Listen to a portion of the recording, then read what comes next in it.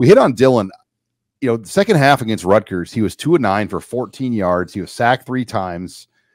And a lot of the sacks were more, nothing was open. It wasn't like the O-line was getting beat necessarily, because plays are supposed to develop in under 3 seconds and you get rid of the football. And a lot of times there was nothing opening up down the field. So how much of last week do you put on Greg Schiano just being an elite NFL defensive-minded coach, Robin, versus he wasn't just seeing maybe a read that he should have been seeing? Yeah, I mean, Rule kind of said that himself, that from a schematic standpoint, Rutgers threw more at them than they probably see all season long, just with the variety of coverages, the physicality in which they played with their personnel, and just the way that they timed up how to dial things up. Like you said, they didn't throw the kitchen sink at him with blitzes, but they were able to confuse Dylan. That was the first time we saw him kind of unsure of himself. And that interception was probably the most glaring example, where he just didn't see a linebacker drop into coverage and threw it right to him. So that was the first time you saw Dylan kind of look like a true freshman. But again, I think that's more of a reflection of how good he's been through the first 5 games, that when he has kind of a normal freshman game, it's, you're asking if it's cause for concern, but Nebraska's not concerned. The good has far outweighed the bad with him. And guess what? He did enough with that offense to build a 14-0 lead, and that ended up being the difference in the game. Yeah, it was huge. Rule said that today too. Rule said that Monday, that it was critical to get up on Rutgers and kind of change the way they want to play, which they did. Nebraska did do that. I think that also you have to take into account the weather. I mean, it was a tough throwing day. It wasn't as simple as, well, they have the wind at their back in this half, and then they're going into it this quarter, then they're going into it changed. The next quarter. Yeah, and it swirls in that stadium, so it's a hard throwing day. It's hotter than hell. There's the pressure of the day. I'm not making excuses for Dylan. He wouldn't expect you to do that.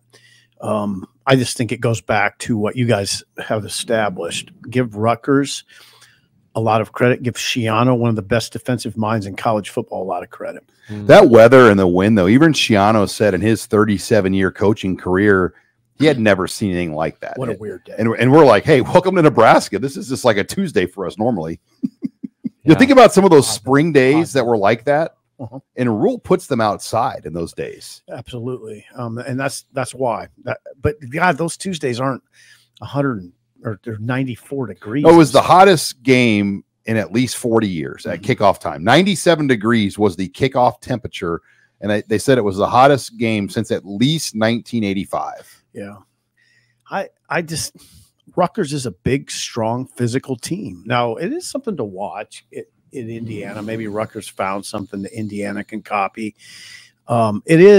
It's always a week-to-week discussion in football. So I just want to see what I'm sure Dylan will react well, but did Rutgers find something? I don't know. Good news is this got this bye week to kind of take a step back. Yeah. Reflect, reevaluate, and I think for a young player, that's pretty critical, especially after 6 straight starts. And Nebraska's played 6 weeks in a row. A lot of teams have already had a bye. So Nebraska gets the luxury now of getting 2 byes over the final 8 weeks. So they survived this opening stretch to get to 5-1. Sure, we all would have loved to have seen 6-0, but with 4 road games on the back half of the schedule, and all 4 Nebraska will probably be an underdog in. If you're just being realistic, I mean, I would expect they're going to be a slight dog at Indiana. They're definitely going to be dogs at Ohio State and USC, and probably dogs at Iowa. Yep, you're right, Sean. I mean, and it won't be much. No, but Ohio State will be a bigger line, but they will be favorites against UCLA and Wisconsin. I think we all agree on that. Other offensive storylines, the run Mazuka? game. Well, we'll just go with the run game first. Rule said a couple times on Monday it's got to get better. That, for instance, 12-yard runs got to become 50-yard runs.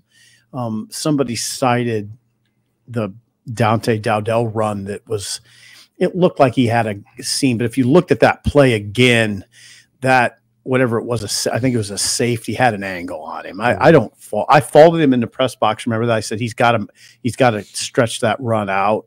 After I rewatched the game yesterday, the guy had an angle on him. That's not Dante's fault at all. But that's been the knock on him since he's gotten here, is that almost his physicality at times becomes a fault because it seems like he seeks out contact Not rather in than that trying case, to though. evade it. Yeah, but that's an instance though. It's a one-on-one matchup.